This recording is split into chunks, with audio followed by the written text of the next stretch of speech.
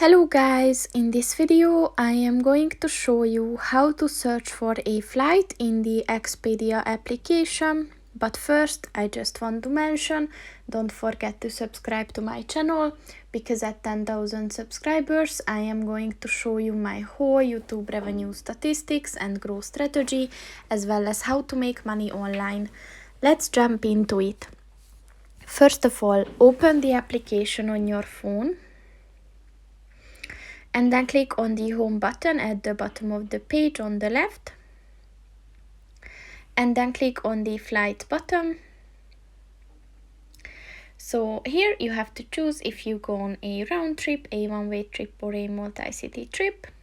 If it's a one-way trip, then you have to set where you're flying from. And then the destination. Then you have to set the departure date. And then you have to set the number of passengers. So just click on the plus sign next to the passenger that you want to set. And then you have to set the preferred class, so economy, premium economy, business, or first. And then just click on the search button. And here you will find all the available flights. So now you can just scroll through them. And that's pretty much it for this video, guys. See you in the next one. Goodbye.